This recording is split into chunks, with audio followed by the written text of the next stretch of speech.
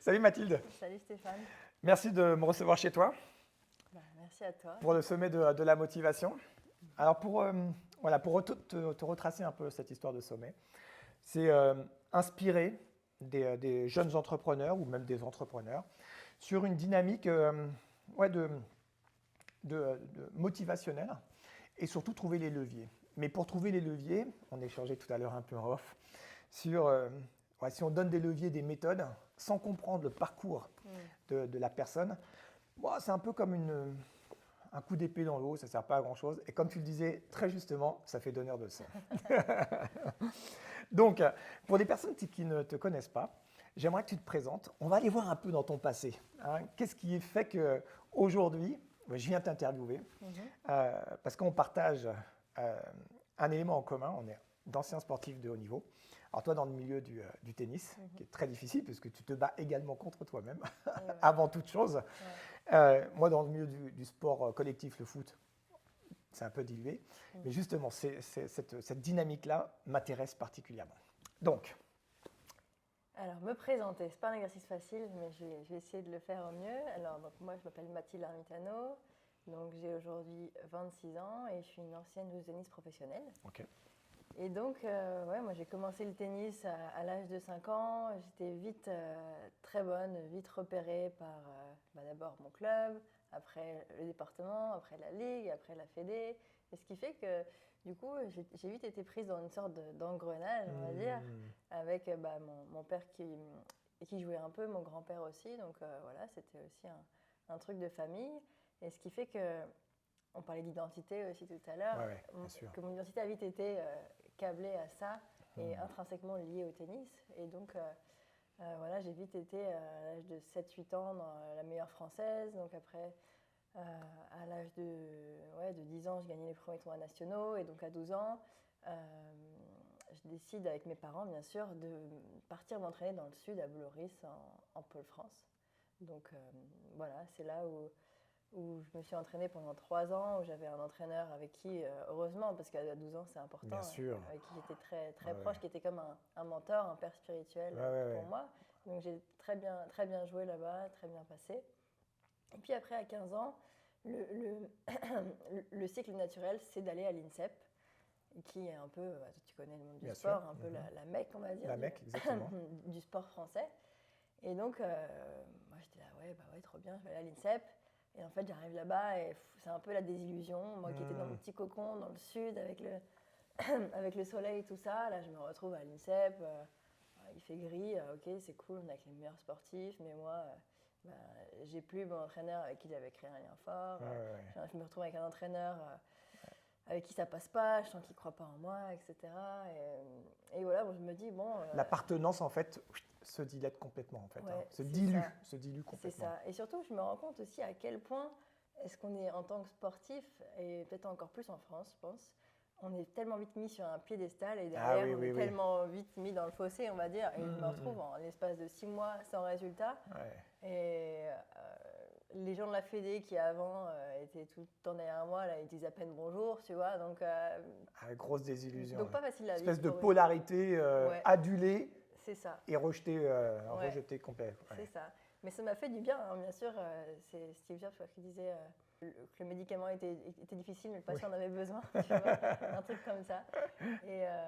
Et donc voilà, et en fait, ça m'a permis aussi de vite me détacher de tout ça en même temps, de me dire, ah oui, quand je suis mis sur un piédestal, ok, mais bon, c'est pas vraiment moi qu'ils admirent, c'est ce qu'ils projettent. En même temps, quand ils projettent, c'est aussi ça vient d'eux. Ok, donc voilà, après je continue mon petit bonhomme de chemin. Ah, mais dès le départ, en fait, le côté miroir et que les gens projettent, tu as compris ça très rapidement avec l'expérience qui t'a amené justement dans cette désillusion quelque part. Ouais, mais disons que en fait, je sais pas, de mes 7 ans à mes 15 ans, je le prenais pour moi, tu vois, c'était mon petit ego là. Ouais. L'identité, de championne de tennis, j'avais beaucoup de reconnaissance, beaucoup d'amour aussi, on prend ça pour de l'amour. Et se dit, c'est bon, j'ai de l'amour quand je suis performante, je vais continuer à être comme ça. Et d'un coup, à 15 ans, tu n'as plus de résultats, du coup, tu sens que tu as moins de reconnaissance aussi. Et tu te dis, merde, tu vois, et du coup, ça crée une grande souffrance qui fait aller voir là-dedans. Et je me dis, ouais, en fait, j'étais aussi mis sur un piédestal, c'était aussi un peu du fake, quoi. Tu vois, c'était juste pour l'extérieur. Et donc, ça te pousse à aller voir plutôt à l'intérieur et qui est-ce que tu as envie d'être, du coup, et maintenant, d'aller connecter à toi, connecter à ton cœur plutôt que ce que veulent les autres. Après, je te le dis maintenant, mais c'est vrai que la petite fille de 15 ans, de 15-16 ans, elle n'aurait pas... Parce que ça, c'était il y a 10 ans. Hein. C'est il y a 10 ans, c'est ça. Il y a 10 ans. Elle n'aurait pas verbalisé comme ça, mais... Donc voilà, et après, à 16 ans, donc, je commence à aller voir, à du coup chercher des solutions, comme je te disais, pour justement retrouver cette confiance que j'avais un peu naturelle d'enfant. Donc je fais hypnose, psy, PNL, tout ça. Et comme je te disais, ça m'a aidé sur le coup, mais c'était comme un... Des béquilles. C'est ça, comme un pansement sur une jambe de bois, quoi. Et donc je continue mon petit chemin. Je passe 2 ans un peu difficiles où je retourne à la maison après 4 ans, entre guillemets, d'émancipation, tu vois.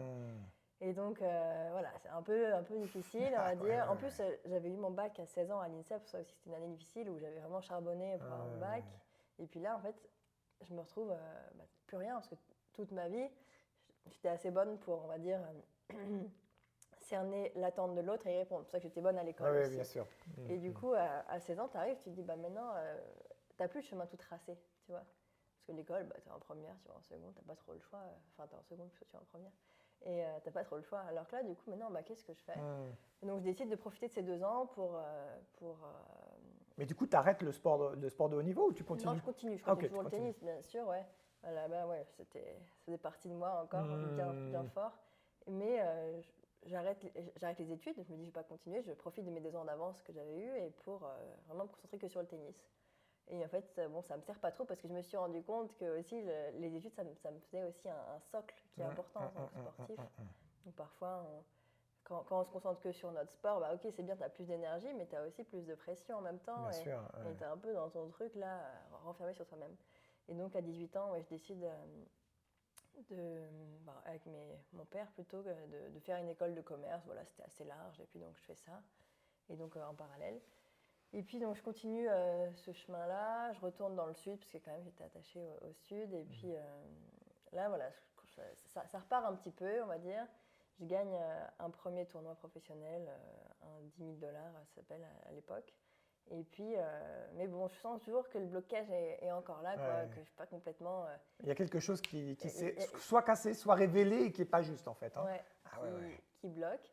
Et puis, comme je te disais...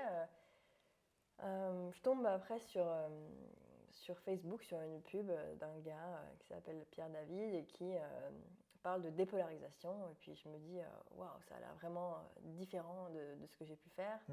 Allez, j'y vais, j'ai rien à perdre avec tout ce que j'ai fait. Maintenant, ça fait un petit moment que je cherche ça. Et puis, première séance, le courant passe bien et je sens que ça vient travailler à un tout autre niveau que ce que j'ai fait avant. Au niveau vibratoire presque. Hein. En préparation mentale classique, sur l'identité, sur qui je suis, non pas juste sur ce que je fais en tant que joueuse de tennis. Et donc là, je sens qu'il y a tout un tas de charges qui se libèrent en moi. Et donc, je continue, puis je sens que je continue de jouer, mais je force, quoi. C'est pas fluide. C'est pas fluide. T'es pas aligné. C'est ça, je suis pas alignée. T'es pas aligné. Et arrive le confinement, et puis je suis toujours dans le tennis, mais ça fait quand même 3-4 mois que je ne fais plus de tournois parce que mon entraîneur, moi par habitude j'ai envie d'aller faire les tournois parce que je fais ça depuis que j'ai 5 ans, entre guillemets. Mais mon entraîneur il dit non, prends du temps pour toi, entraîne-toi, tu iras quand tu seras prête. Puis au final, je ne me sens pas vraiment prête, et arrive le confinement, et du coup c'est comme si le hamster sortait de sa roue, quoi, tu vois, à ce moment-là. Je comprends très bien cette métaphore. Le hamster sortait de sa roue et j'ai du temps. Et du coup, je peux m'écouter parce qu'il n'y a plus d'attente, d'obligation, entre guillemets, obligation qu'on se met, en plus. Parce que bien sûr. Et là, je me dis, bon, est-ce que j'ai vraiment envie de m'entraîner ? Je me dis, j'ai envie de m'entraîner, mais peut-être 1 heure par jour, 1h30 tous les 2 jours. Et du coup, c'est ce que je fais. Du coup, j'ai eu la chance d'avoir un cours près de chez moi et avec une copine avec qui on pouvait jouer. Donc, je me suis entraînée tout le confinement et puis je me disais, c'est bien, comme ça, quand je vais revenir, personne n'a pu s'entraîner, là, je vais être la meilleure et tout. Et puis, la compétitrice qui était encore là. Mais la winneuse qui revient, quoi. Ouais, c'est ça, mais je me dis, tiens, c'est intéressant, là, si je m'écoute, j'aurais envie de jouer 1 heure par jour, quoi, pas plus. Et je me dis, mais dis donc, parce que d'habitude, je m'entraînais 5 heures par jour, quoi, bien sûr. Et après, on arrive en mai, donc pour le déconfinement. Et là, premier jour d'entraînement, comme d'hab et tout. Et là, non, plus envie. Plus envie du tout. Et c'était trop... je m'étais reconnectée à moi, en fait. Bien sûr. Et libérée de ces contraintes-là. Et du coup, c'est à ce moment-là que j'ai décidé d'arrêter, quoi, en mai 2020, après ce confinement-là. Et disons que pour faire le lien avec la méthode De dépolarisation. elle m'a aussi permis d'avoir le courage d'arrêter. Et sans ça, il y a eu aussi d'autres événements qui ont fait où moi je me suis rendu compte que je pouvais être aimée même sans le tennis, parce que c'était aussi ça. Sans être une gagneuse. Ouais, une performeuse. Une performeuse. C'est ça. C'est ça. Parce qu'en réalité, ce que tu as découvert, c'est que, comme tous les sportifs en réalité de haut niveau, ce qu'on recherche, c'est pas du tout les médailles, c'est pas l'argent, c'est pas la reconnaissance, enfin c'est pas la reconnaissance sportive, c'est l'amour de nos proches en réalité. Ouais, c'est ça. C'est ça. Et ça demande beaucoup de courage. Parce que regarder à l'intérieur. Ouais, et puis aussi le tennis, c'est un sport où les parents doivent être impliqués, puisque c'est pas comme un club de foot ou un club de basket où c'est ton club qui t'emmène. Oui, bien Là, sûr. c'est les parents qui t'emmènent, qui investissent de l'argent aussi.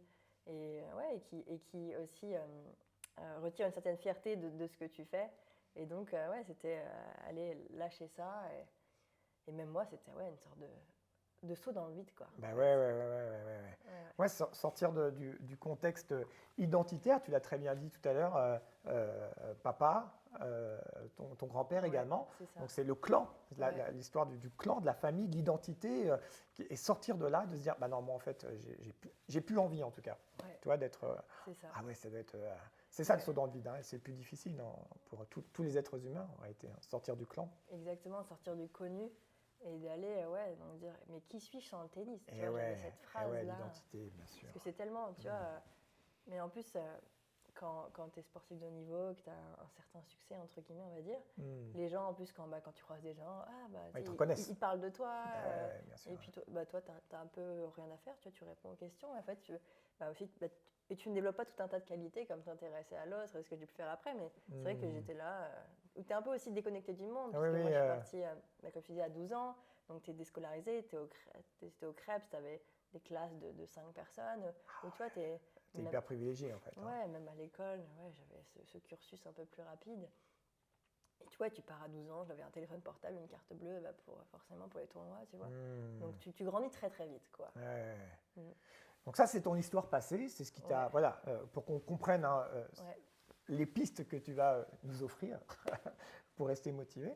Donc il y a vraiment cette dimension de l'identité, du clan, de se désidentifier, donc se dépolariser également, très important dans le processus. Et aujourd'hui, en fait, qu'est-ce que tu fais, qui tu es, quelque part, on pourrait dire ça comme ça, une fois que tu t'es désidentifié de la sportive de haut niveau, qui tu es aujourd'hui et comment tu vis ta vie au présent. Tout à l'heure en off, je te demandais qu'est-ce que tu fais, tu es à ton compte, donc être une femme chef d'entreprise à son compte à 26 ans, il y a tout ce contexte-là qui peut aussi faire peur à beaucoup de personnes. Comment est-ce que toi, tu vis ça aujourd'hui et qui tu es? Eh bien, écoute, aujourd'hui, donc, comme je te disais, j'accompagne des sportifs de haut niveau et entrepreneurs à se libérer de leur blocage pour justement, lien avec mon histoire, reconnecter à qui ils sont, suivre leur cœur et se libérer de la pression parce qu'en fait, la séquence, elle est la même, c'est-à-dire que tu arrêtes ou non, en tout cas, tu es libéré de la pression et tu sais que qui tu es, c'est plus que ton sport ou tes résultats. Bien sûr. Parce que moi, je viens du tennis, mais j'imagine que c'est un peu comme ça dans tous les sports. Mais peut-être dans le tennis encore plus, je dirais, parce qu'on a vraiment des tournois toutes les semaines. Et donc, ta valeur, ton estime de toi fluctue en fonction de tes résultats. Donc, une semaine, tu es là, derrière, tu perds au premier tour, et hop, tu vois. Et donc, c'est vraiment de les libérer de ça pour que derrière, ils puissent performer en étant pleinement présents et non pas dans la peur d'échouer.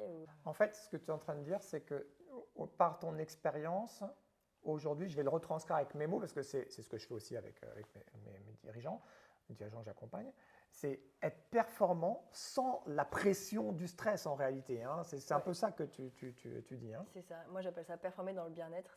Génial, c'est une belle formule. C'est deux notions a priori opposées, mais complémentaires qu'on peut rassembler pour moi en tout cas. En tout cas, parce que tu as fait l'expérience de ça aussi. Oui, j'ai fait l'expérience de ça, mais c'est vrai que j'en parle des fois à des anciennes collègues, on va dire, qui me disaient « Non, mais moi, c'est complètement antinomique, on ne peut pas performer dans le bien-être, c'est le stress de la compétition. » Mais pourtant, plein de sportifs l'oublient, mais ils ont quand même commencé pour le plaisir. Oui, Et après, c'est juste ce ils que tu l'occupent, dis. tu vois. Et ils sont là à performer dans le stress, machin, et Ah tout. ouais. Un peu en mode, tu vois, les robots obnubilés par leurs résultats, quoi. Ah ouais. Et donc aujourd'hui, à travers une structure, tu accompagnes ces chefs d'entreprise et ces sportifs de haut niveau. Et justement, quand tu arrives avec ce regard un peu différent, euh, c'est quoi j'allais dire leur jugement? Oui, parce qu'au départ, ça doit être un jugement quand même. Hein. Ouais. Justement, tu arrives avec une méthode qui est presque antinomique avec leur objectif. Ouais. Et pourtant, Ouais. comment ils abordent ça, eux?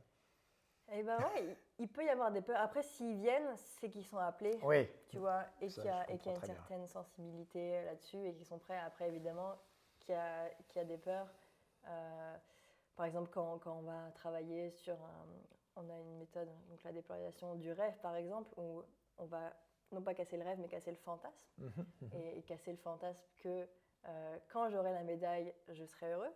Parce que c'est ça aussi qui crée la dépression, qui crée le fait qu'on se minimise, tu vois, par rapport à notre objectif. Ouais.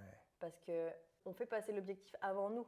Parce que ce résultat est censé nous apporter le bonheur, tu vois. Et donc, tu vas souffrir à l'entraînement, tu vas te On dire... confond l'objectif et le moyen, en fait. Hein. C'est ça. Ouais. Et tu vas les forcer parce que tu te dis, non, mais quand j'aurai ça, c'est bon, je serai heureux, il n'y aura plus de problème, tu vois. C'est un peu le mec qui veut être champion du monde, champion olympique, gagner Roland-Garros, tu vois.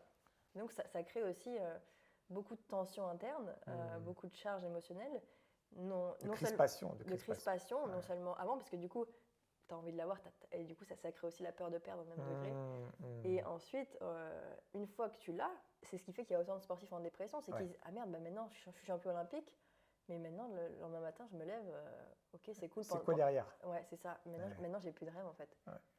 C'est cool. Maintenant, les gens me parlent, je sais pas s'ils me parlent parce que c'est pour moi ou parce que je suis connue, ou tu vois. Et du coup, tu n'avais pas anticipé ça. Tu vois. Et c'est ça qui fait la dépression, où tu as un retour à la réalité. Alors que quand tu es capable d'aller voir, ok, ce serait quoi l'inconvénient si j'y arrive, tu vois. Et du coup, te dire, ah ouais, ok, je vois le prix à payer, je vois consciemment, parce qu'avant tu voyais inconsciemment. Bien sûr.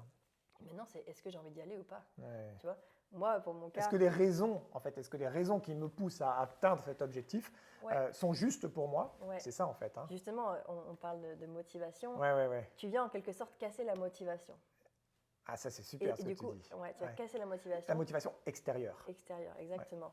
Et c'est ça qui leur fait peur. Parce qu'ils disent, oh là là, mais je vais voir tous les inconvénients de mon objectif, mais du coup, j'aurais plus envie. Je fais, non, on va casser ton fantasme. Si tu es inspiré, bah, tu iras naturellement. Si tu ne l'es pas, bah oui, c'est vrai que là, mais bon, je t'aurais fait gagner du temps parce que quoi qu'il arrive, ça t'aurait pas vraiment rendu heureux. Tu vas le découvrir de toute façon, à plus ou moins long terme. Tu vas gagner du temps et voilà. Donc maintenant, on y va.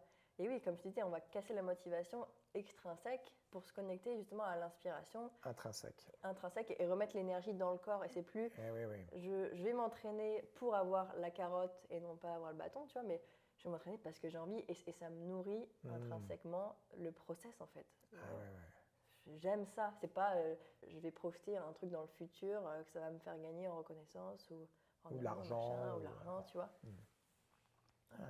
Et j'imagine, donc même s'ils viennent et ils sont appelés ou il y a un élan du cœur, peu importe, hein, s'ils ouvrent ta porte, c'est comme moi, s'ils ouvrent ma porte, c'est qu'ils sont prêts donc, à venir avec cette énergie, cette compréhension. Comment, j'imagine qu'il y a quand même de la peur. Comment tu fais pour les rassurer? Comment je les rassure? Bah justement, par ces explications, par aussi... Ah oui, d'abord, ça passe par la cognition. Quelque chose de rationnel. Ouais. Ton expérience aussi, j'imagine. Ton expérience qui dit, moi, je suis passé par là. Évidemment. Après, mon expérience, parfois, ne les rassure pas s'ils sont vraiment dans le truc de « là, j'ai pas envie d'arrêter ». Ah ouais. Si vraiment je veux l'avoir, Roland Garros, ou si vraiment je veux avoir la Coupe du Monde, peu importe la médaille, là, du coup, ils se disent, oh là, mais sur quelle voie elle m'emmène? C'est ça. Mais moi, je les rassure en disant, je vais juste t'enlever la pression pour te reconnecter à toi. Et justement, enlever tout ce truc superflu. Ah ouais, c'est super ce que tu nous racontes, parce que souvent, justement, la quête de la reconnaissance extérieure est vue comme un Graal, et on oublie très justement qu'au départ, sportif ou entrepreneur, c'est la même levier en l'occurrence, c'est quand même une animation, une espèce d'enthousiasme au tout départ. Exactement. Exactement. connecter à cet enthousiasme-là, ce feu intérieur que tu as. Et que tu oublies en fait, parce que tu es T'oublies, tellement ouais. en mode résultat, mais Ouais, ok, mais si tu atteins ton résultat et que t'es pas dans le bien-être, t'es pas heureux, c'est ouais. l'ultime échec entre guillemets. Ouais, ouais. Donc, on a compris que voilà, aujourd'hui, dans ton moment présent, tu accompagnes ces dirigeants, ces sportifs de haut niveau, et que justement, on parle de motivation. Toi, tu casses la motivation extrinsèque par la dépolarisation pour reconnecter à la motivation intrinsèque. Je te demanderai après quels sont tes propres leviers justement pour l'année 2024 et les futurs. Mais là, je voudrais revenir sur une autre dimension. En tant que femme, Mhm. femme, euh, comment est-ce que ton approche est pour coacher, on peut dire ça comme ça, hein. Moi, j'aime pas trop le terme, mais accompagner en tout cas les dirigeants qui sont et les hommes, enfin les hommes d'une manière générale que tu accompagnes. Est-ce que ça t'a posé un sujet d'être une femme jeune, qui plus est, 26 ans, c'est jeune hein, pour accompagner. Comment toi tu vis cette dichotomie apparente, en l'occurrence, hein, par rapport à ton histoire, bien sûr, c'est une dichotomie apparente. Comment est-ce que toi tu vis ça et comment tu, si on te fait des retours, comment tu le vis? Hmm, Des retours de jugement, bien sûr, hein. ouais. Alors en tant que femme, je l'ai pas tellement eu, on va dire, Ah, ok, personnellement. C'est plus par rapport à l'âge, ouais, que j'ai ce retour-là, d'accord, tu vois. d'accord, ouais, Mais en tant que femme, non, on va dire que j'ai grandi dans un milieu d'hommes, tu vois, donc ouais, ouais, j'ai ouais. aussi. Puis tu as ce côté un peu quand même très. Le mindset un peu complète quand même. Donc Ouais, c'est ça ça. se. Quand voilà, je suis venu, on sent ça. Tu vois, ne Ouais. serait-ce que dans la démarche, on sent Mm. qu'il y a quelque chose de très affirmé, très yang Ouais, aussi. c'est ça. Donc du coup, ouais, je comprends ce que tu dis. Ouais. Ouais, c'est plus dans l'énergie en fait. Hmm. Et non, c'est plus par Par rapport à rapport à l'âge. l'âge. Donc du Par- coup, voilà, comment est-ce que toi tu te transformes, tu dépolarises peut-être Ouais, également. bah justement, tu vois, la semaine dernière, j'ai accompagné une psychologue qui est coach et qui a 60 ans. Donc, Ah ouais, tu vois, qui génial, pourrait c'est beau. largement être ma mère, quoi. Ouais, ouais. Et puis au début, je vois qu'elle est un peu hésitante. Je lui dis, tu te dis que je pourrais être ta fille, c'est ça, tu vois? Elle fait, ouais. Et puis en fait, moi, dans ma tête, ce que je me dis, puis même ce que je lui dis, je fais, ouais, c'est sûr que t'as beaucoup plus d'expérience sur plein de trucs que moi. Par contre, sur ça, sur la dépolarisation, bah, moi, je connais mon sujet et je sais ce que je peux t'apporter, tu vois? Et c'est un peu aussi, tu vois, par rapport à ce syndrome de l'imposteur qu'on peut tous avoir à un Bien moment ou sûr, à un bien autre. sûr. Et parfois, c'est parce qu'on se demande d'être un expert sur tous les sujets et on se dit, ah bah Ouais. non, là-dessus, je suis pas. Et en fait, on essaie un peu de faire semblant qu'on l'est. Mais c'est Hmm. assumé de dire, non, non, moi, je suis pas expert là-dessus, je vais pas t'apprendre, toi, ton métier de psychologue, évidemment. Mais par contre, sur ça, je sais que j'ai plus d'expérience de toi là-dessus, sur ce Ouais, domaine-là. ouais, Et c'est ouais. sur ça que je vais me concentrer, tu vois. D'accord. Donc la légitimité, elle revient tout de suite par rapport justement au fait que tu sais exactement sur quel domaine tu es Quel domaine? justement une experte. Ouais, et puis après, c'est aussi se reconnecter à soi, se dire, bah, Ouais. personne n'a mon histoire, personne Ah, c'est a beau ce ma que tu dis. Ouais, couleur. ouais, Ouais, et ouais. du coup, bah, je suis unique rien que pour ça, en Ouais, fait. ouais, ouais. Et puis, encore une fois, si elle vient, c'est que son énergie, son âme, son inconscient, peu importe comment on l'appelle hein, Ouais, en réalité, vient chercher quelque chose. Et ça, tu sais que c'est son âme ça. est venue pour ça. Parce C'est que moi, ça. c'est ma sémantique. Hein. Ouais, et puis il y a aussi les bénéfices de la jeunesse, parce que c'est dans le milieu du coaching, on Hmm. est aussi beaucoup en mode, ouais, c'est mieux d'avoir l'expérience. Bah ouais, c'est mieux pour certains trucs, mais parfois aussi, l'inconvénient d'avoir l'expérience, c'est que tu peux vite coller une étiquette, parce que tu as tellement vu de Ouais. trucs que tu vas dire, bah elle, tu la mets vite dans une case, alors que quand tu es plus jeune, bah, tu es pleinement présent à chaque personne, on va aller chercher plus de subtilité peut-être, tu vois. Ouais, je comprends très bien. Mm. Donc la dimension femme entrepreneur, toi, ça n'a pas été un sujet. C'est la jeunesse, hein, en l'occurrence. Hein, et tu contournes ça par rapport à te reconnecter à tes valeurs, reconnecter à ton identité, à ton histoire, Ouais, à ton unicité. ouais. Et surtout, j'imagine également, tu ne l'as pas verbalisé, c'est moi qui le dis, hein, corrige-moi si je me trompe, de dire d'avoir confiance en la vie. Et si elle vient, c'est que voilà, sur ce sujet, tu peux l'aider. Ouais, et par rapport au côté femme, tu parlais aussi d'énergie yang, Ouais, et je dirais oui que peut-être le challenge en tant que femme, c'est rester connecté aussi à son énergie yin. Aline, bien Ouais, sûr, bien parce sûr. que c'est vrai que bah, Ouais. le milieu de l'entrepreneuriat, Oui, tu as milieu d'homme, de yang en tout cas. même du coaching, oui, Ouais. il y a beaucoup de femmes qui sont beaucoup dans leur yang Ouais, aussi, ouais. et dans ce truc de performance, donc c'est aussi aller reconnecter à cette énergie-là. Aussi, ouais, pour avoir un équilibre. Ouais, Parce que c'est aussi ça qui nous pousse parfois bien sûr. au burn-out, tu vois. Ouais, ouais. de dire allez, performance. Ah bah justement, allez, tiens, j'avais pas forcément envie de… Enfin, la question naturelle ne me venait pas, mais justement, les femmes, quand tu arrives à les reconnecter à leur côté yin, justement, c'est une forme de dépolarisation également, hein, de toute façon, à yin et yang, hein, masculin, féminin. Quand tu connectes à ça, comment toi, tu as réussi à reconnecter à ça? Parce que j'imagine que ton expérience aussi, portée par le yang, la compétition, la performance, comment est-ce que toi, c'est une question qui m'intéresse, tiens, comment est-ce que toi, tu as reconnecté à ton yin, à ta puissance créative, à ton feu sacré féminin? Ouais, très bonne question parce que j'ai été beaucoup, comme tu dis, dans le yang toute cette période de ma vie. Comment je dis reconnecter Bah, en fait, en m'écoutant, en m'autorisant à me reposer. Par le repos. Ouais, en m'autorisant à m'écouter tout simplement et à développer toute cette dimension en moi que j'avais laissée de côté. Et ouais, disons que c'est venu petit à petit. Après, oui, on ne passe pas de l'ombre à la lumière en un claquement de doigts, c'est un processus. Hein. Mais la première porte, la première clé, le premier, c'est ça, c'est t'autoriser. Mais c'est quoi l'autorisation? Elle vient de quelle réflexion? Elle vient de quelle question en fait? Ouais. Je dirais que c'est comme ça, je dirais que la dépolarisation m'y a aidé. Ah, la dépolarisation. Il y a aussi une reconnexion au corps. Ouais. Qui est très importante. Ouais. Et qu'en tant que sportif de haut niveau, même si notre corps c'est notre outil, on force beaucoup, on ne s'écoute pas. Comme tu dis, on est baigné entre guillemets dans un milieu d'hommes un peu insensibles qui nous viennent dire ah non mais allez force, pas grave, t'as mal, continue. Et on se déconnecte de notre corps, tu vois, de dire bah, j'ai mal, bah, je continue, ce qui fait que tu as un rapport à la douleur qui est différent aussi du reste des gens.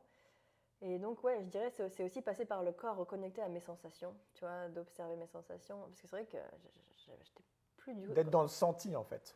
Ouais. Dans le senti. Quand j'ai arrêté le tennis, ouais, je vois que… Tu avais des douleurs qui revenaient de partout. Ouais, et puis même, quand j'avais mal au ventre, je le sentais même plus, tu vois, parce que tu es tellement sur la performance à l'extérieur que tu… Parce que c'est un peu comme le stress, tu dis non, ça n'existe pas, ça tu mets de côté, tu vois. Là, c'est accepter, en fait, le stress, tu vois, te dire ok, je suis stressée, c'est normal, je vais faire un match. Et tu vois, d'avoir cette douceur.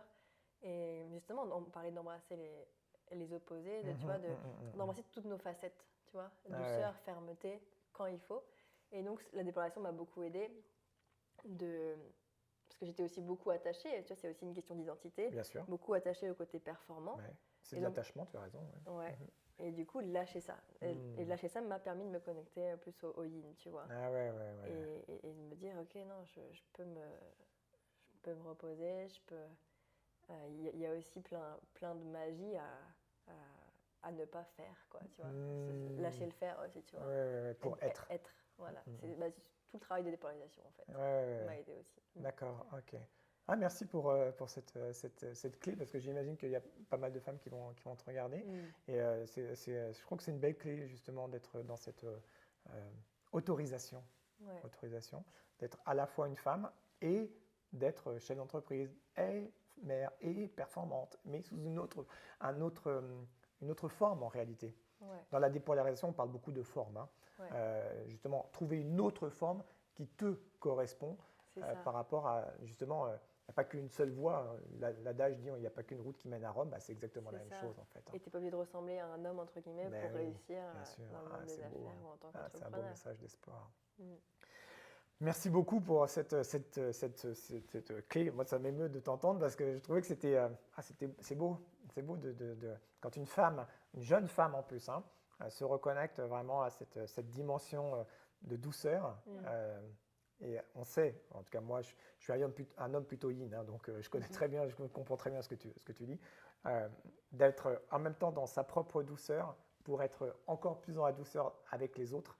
Et en fait, le lien se crée. C'est de là que vient la performance, en réalité. La performance du cœur, elle est là dans la création. Surtout quand tu es chef d'entreprise, la performance du cœur, elle est plus tu es dans cette dimension. Oh, merci beaucoup. Merci Mathilde. Je voudrais aborder un autre sujet. On a abordé la femme. Maintenant, je voudrais aborder l'argent. Parce que tu l'as dit tout à l'heure. L'émancipation, tu as une carte bleue, tu as gagné un tournoi à $10 000.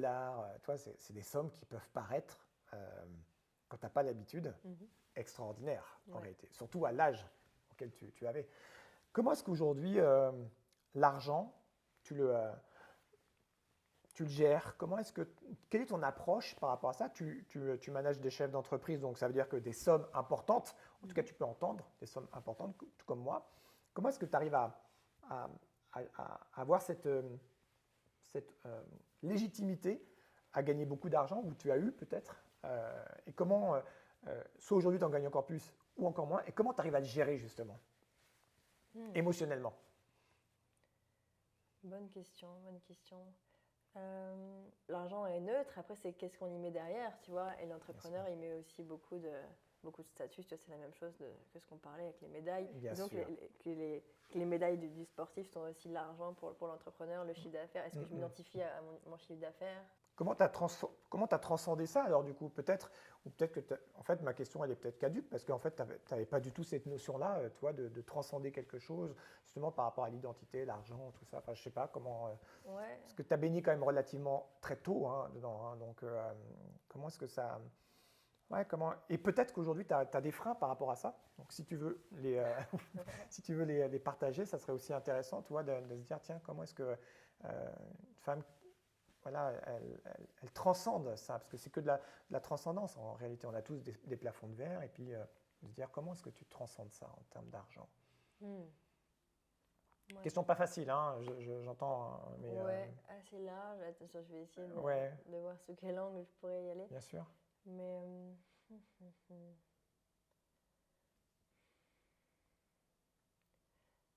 ouais, je dirais que c'est aussi.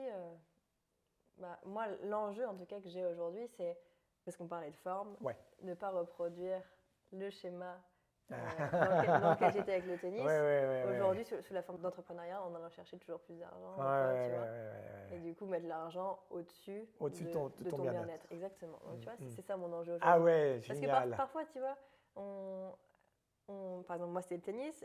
Et on a une situation qui ne nous convient plus. Tu vois, par exemple, imagine le cas classique, un salarié, il en a marre d'être salarié, il se dit je veux être mon propre patron pour plus avoir de patron, j'en ai marre des patrons, etc. Mais du coup, après, il se dit c'est bon, ça, c'est fini. Mais sauf qu'il a juste reproduit son schéma sous une autre forme. Tu vois, mais du coup, il ne le voit pas.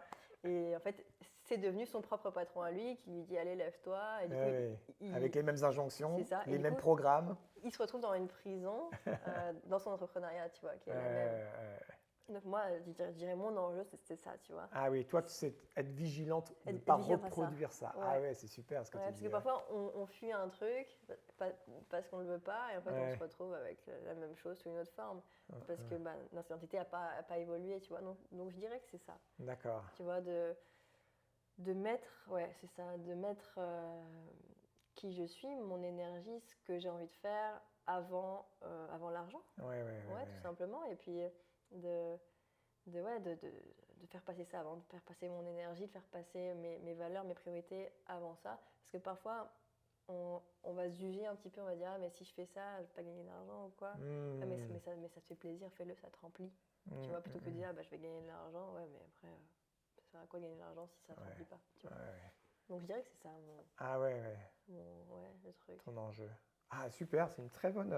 Merci beaucoup d'avoir partagé ça avec. Je savais pas trop comment l'aborder, puis ça m'est venu. Autant d'authenticité. C'est un vrai sujet. Hein. C'est un vrai sujet. C'est une énergie, comme tu le disais, c'est neutre en réalité. C'est ça. C'est qu'est-ce qu'on met derrière. Qu'est-ce qu'on met derrière. Aussi, beaucoup de gens attachent la sécurité à l'argent, la liberté parfois. Ce qui est mon cas. Reconnaissance. Tu vois. Et du coup, c'est arrivé aussi à travers la dépolarisation aussi, je le fais, à avoir un rapport plus neutre à l'argent, de se dire c'est un moyen pour réaliser mes rêves en fait. C'est pas, je ne mets pas l'argent au-dessus de moi, tu vois, c'est juste un outil. Et l'argent ne m'utilise pas, c'est moi qui utilise l'argent, tu vois. Tout comme un sportif, j'utilise mon objectif pour devenir qui j'ai envie d'être. Et c'est non pas moi qui m'utilise pour avoir mon objectif et que c'est une fin en soi l'objectif. Tu vois. C'est Anthony Robbins qui dit attention, l'argent est un très très très mauvais maître, mais un très bon serviteur. Donc c'est un peu ça en fait, d'être dans cette dimension-là. Tu m'as parlé de ton histoire, tu m'as parlé de ton présent, du côté féminin, de la femme, de l'argent. J'aimerais aborder un autre sujet. si tu veux bien. Ouais. Pour qu'on ait vraiment un portrait tu m'as parlé beaucoup de la dépolarisation. Et je pense que ça peut faire peur, hein, comme tu disais tout à l'heure, hein, parce que euh, tu casses le fantasme et la motivation extrinsèque, même si, de mon point de vue, c'est un outil et de temps en temps, voilà, on peut s'en servir en termes de pichenette, Oui. juste ça. Exactement, Tu vois. c'est ça. Mais toi, ta motivation intrinsèque, c'est quoi? Quel est le feu de Mathilde? Bonne question. Aujourd'hui, mon feu, c'est de suivre mon cœur, vraiment. Ouais. D'écouter la voix intérieure plutôt que les voix extérieures. Et c'est un chemin de tous les jours. Hein, ouais, c'est un chemin de tous les jours. Bien sûr, je l'ai fait il y a 3 ans, mais la vie me demande à chaque fois d'y aller encore plus, d'aller rester aligné avec qui on est, avec soi. Et donc, c'est ça. Et se libérer, suivre son cœur, ça demande de se libérer justement de toutes ces injonctions qu'on a, de tous aussi les personnages, notre ego qui a envie d'être attaché à certaines choses. Donc c'est ça en fait, ma motivation intrinsèque. Et puis partager ce message aussi, d'aider d'abord, moi mon histoire fait que c'est les sportifs, mais en grandissant, on va dire que maintenant, vu que ça fait maintenant 3 ans que j'ai arrêté, on a un peu envie d'accompagner l'ancienne version de nous. Donc maintenant, ce qui fait que je suis assez ouverte à accompagner tout type de profil qui a des objectifs et qui a envie de les atteindre, et en même temps en allant chercher plus de bien-être sur le chemin, quoi. Ouais. Ta mission, ça serait, si je reviens sur les termes un peu plus coaching, ça serait vraiment de dire, vous pouvez être performant dans le bien-être, ça serait un peu ça ton grand motif à toi en fait. Ouais. Vers l'extérieur, j'ai bien compris que la motivation intrinsèque, c'est d'être au cœur de ton bien-être, au cœur de ton cœur, on pourrait dire ça comme ça, hein, et d'être au cœur de ton senti et de tes émotions, bien entendu, hein, tout en étant dans cette quête d'aider également les autres, mais d'abord en t'aidant toi, justement, bien sûr. C'est ça. Ouais, de plus en plus d'être dans cette dynamique. Donc, ok, c'est très inspirant d'entendre ça, surtout d'une jeune femme, 26 ans. J'ai le double d'âge de toi, donc c'est pour ça que je me dis ça. Mais je trouve que c'est très, très, très inspirant et ça met du baume au cœur. Merci beaucoup pour ton partage. Puis maintenant, écoute, on va aller sur quelles sont les stratégies que toi tu utilises, Mathilde, pour atteindre tes objectifs. Alors, tu m'as parlé un peu de stratégies internes, hein, la connexion au cœur. Mais dans ton quotidien, et sur 2024, si tu as des messages, non pas en tant que donneuse de son, comme on a dit tout à l'heure, mais vraiment, toi, comment tu fais pour être au cœur de cette belle évolution, justement, de ton cœur et des stratégies internes et externes, parce que les deux sont complémentaires, hein, pour atteindre tes objectifs. Quelles sont tes recettes, si tu veux bien les donner et les partager, pour que, si ça inspire d'autres personnes, comme toi, tu as été inspiré par la dépolarisation, qui t'a emmené sur ce chemin-là. Quelles sont tes clés à toi, Mathilde? Et pour que ce soit plus concret, donc je vais partager mon expérience du coup. Là, j'ai le projet, je suis en train d'écrire mon livre. Un livre, comme je t'ai partagé là en off. Et du coup, c'est vrai que je me suis rendu compte que c'est un projet qui est très important pour moi, mais pas urgent, tu vois, où je me laisse le temps, je suis jeune et tout, mais ça me tient beaucoup à cœur. Et en fait, je me suis rendu compte que plein de fois dans ma journée, dans le quotidien, tu vois, je pouvais faire des trucs qui étaient moins importants, mais urgents, tu vois. Et donc, je dirais que ma stratégie, et puis c'est un chemin, je suis dedans, mais c'est peut-être de reconnecter à cette magie, entre guillemets, que parfois, dans le quotidien, on laisse un peu de côté, parce qu'on est pris par notre to-do list, tu vois, des trucs, ça c'est urgent, je le fais, blablabla. Et du coup, tu arrives à la fin de journée, tu es fatigué et tu fais pas ce qui est vraiment important pour toi, mais pas urgent. Donc, je dirais, moi, ma stratégie et ce que j'ai envie de développer en 2024, c'est de m'autoriser plus ça, justement, d'aller faire ce qui est vraiment important pour moi. Et pour ça, je me pose une question, je me dis, ok, à la fin de ma vie, qu'est-ce que je serais fière d'avoir accompli, tu vois. Parce que plein de fois, on est pris dans le quotidien de dire, ça, tu vois, un peu la tête dans le guidon, là, et d'oublier de dire, non, mais en fait, à la fin de ma vie, tu n'en aurais rien à faire d'avoir répondu à ce message 5 minutes avant, tu vois. Mais parfois, on l'oublie, tu vois. Très bien. Tu vois. Donc c'est ça, c'est quelle est ma priorité aussi des questions. qui me servent sur le terrain aussi. Parfois, quand tu es un peu pris dans trop envie de gagner, trop peur de perdre, tu vois. Ouais. Je dis, ok, quelle est ma priorité, quoi. Ok, c'est tout donner et me faire plaisir, quoi. Pareil, dans 3 mois, j'en ai rien à faire d'avoir perdu ou gagné ce match, tu vois. Aujourd'hui, maintenant que j'ai pris plus de recul, tu vois. Donc, quelle est ma priorité, quoi. Ou qui est-ce que j'ai envie de devenir aussi à travers ça. Tu vois, c'est des questions qui m'animent. Parce que, ouais, comme dans le sport de haut niveau, si tu es que focalisé, ou entrepreneur, que focalisé sur le résultat, et plus c'est facile, mieux c'est pour toi. Bien Est-ce sûr. que tu vas avoir ton résultat? Mais alors que de toute façon, tu le sais, la vie c'est soutien et challenge, Mais donc tout tu le auras temps. des difficultés. Et donc, si tu es que focalisé sur le résultat, si tu as une difficulté, tu te dis ah merde, c'est chiant quoi. Alors que si tu es là en train de te concentrer sur qui tu as envie d'être, de devenir, tu as une difficulté, ok, ça m'aide justement à devenir la personne que j'ai envie d'être, et te dire comment ça m'aide dans ce qui est important pour moi, tu vois. Sinon, on est en train de ruminer et de pas se servir de ça comme une opportunité. Donc ça, ton intention, j'ai bien compris, hein, sur l'année 2024, l'intention, elle est d'être dans cette dimension de qui j'ai envie d'être, okay, qui est une très belle intention. Hein. Maintenant, stratégiquement, tu as des tips quotidiens? Est-ce que tu as des questions? Est-ce que, je ne sais pas, moi, sur ton frigidaire, tu as un post-it qui te rappelle constamment, ou le matin, tu as des écritures? Comment est-ce que tu fais, toi? On a une amie en commun, hein, qui écrit beaucoup et qui a tout un tas de rituels justement pour garder cette jonction entre ok, j'ai bien mon objectif à la fin de l'année, mais comment est-ce que je le ramène au quotidien? Est-ce que tu as des tips issus de ton histoire, peut-être, justement, en tant que l'entraînement? Ouais. Écoute, j'ai une vision de qui j'ai envie d'être que je lis beaucoup les matins. Et je pense que c'est aussi lié à moi, mon parcours, où j'ai beaucoup été là-dedans, dans motivation, allez, je fais ça. Je me visualise, je fais ma petite méditation, mon yoga le matin et tout. Et disons, là, je suis dans une période, moi, et c'est peut-être juste une période, je sais pas, mais où je suis plus en mode, je me lâche la grappe. Ah, génial! Et lié aussi à ce que j'ai vécu, à m'être forcée, entre guillemets, aussi pendant longtemps. Sûr, De dire, ok, je me reconnecte à moi, et le matin, de me dire, qu'est-ce qui me fait vibrer, en fait, qu'est-ce que j'ai envie de faire, tu vois. Et de se dire, en fait, ce truc-là que je me force à faire, est-ce qu'il est vraiment important? Non. Ok, ouais. Donc, c'est une question qui m'aide. Qu'est-ce qui ferait qu'à la fin de la journée, je me dis, putain, j'ai en fait, passé c'est une ça bonne ton journée, rituel. quoi. C'est ça ton rituel, Ouais, c'est cette question. Hein. Ouais. Ah, c'est génial, merci de la partager. Et du coup, tu dis une chose qui est vraiment importante, c'est que à chaque période de notre vie, hein, en fait, la stratégie, elle s'adapte.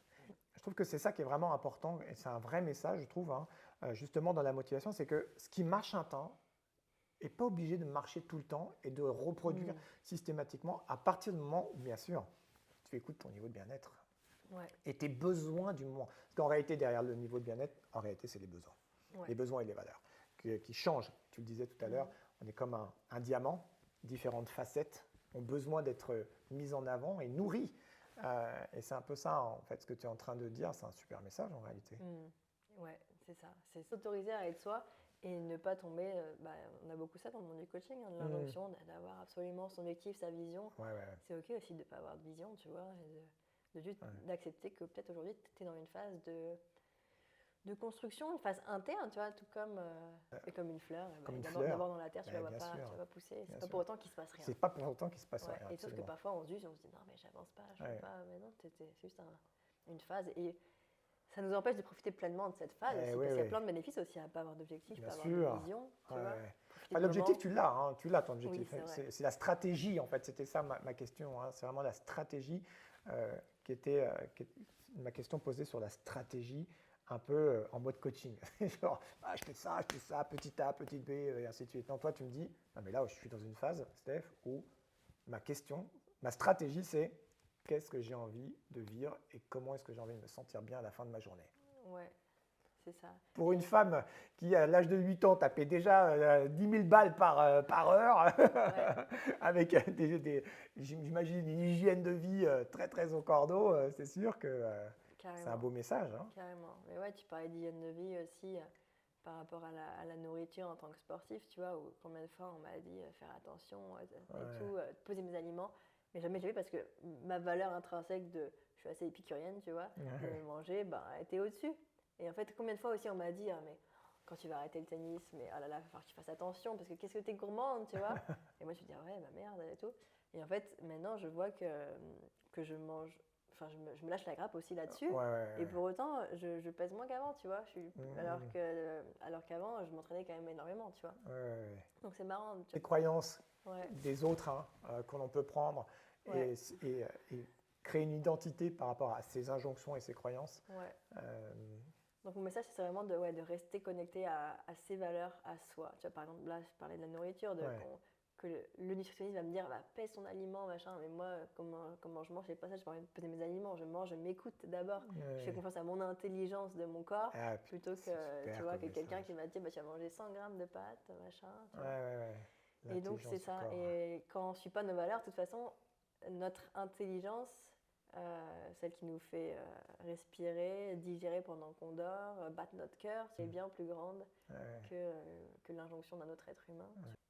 Et quand on ne la suit pas, on s'attire, quoi qu'il arrive, tout un tas de feedback pour nous ramener justement dans notre axe, dans ce qui est important pour nous. À un moment donné, le chaos va arriver. Hein. Dès qu'il y a une dichotomie. Exactement, dès que tu n'es pas aligné, de toute façon, tu as des feedbacks. Mais sauf que parfois, on est tellement accroché à nos personnages qu'on va continuer sur la tangente, tu vois, d'aller chercher ça, de dire non, c'est sécurisant. Je suis performant, non, je suis pas une molle, tu vois, mais rester connecté à ça et écouter aussi les feedbacks. Tu vois, par exemple, je parlais là de ce mai 2020 au confinement quand j'ai décidé d'arrêter, mais avant, j'ai eu plein de feedbacks que j'ai pas écouté parce que je me disais non. Mais inconsciemment, je me dis, je me rappelle d'avoir cette pensée un peu inconsciente de me dire, j'espère que je vais me blesser pour m'autoriser à me reposer. Tu vois, non, l'auto-sabotage. Parce que consciemment, je ne m'autorisais pas, c'était pas possible de dire je vais me reposer, tu vois. Donc une autre stratégie, au-dessus d'une stratégie pour finalement s'écouter, alors c'était plus simple. J'aime bien résumer la dépolarisation par rapport au coaching classique comme ça, c'est que souvent le coaching classique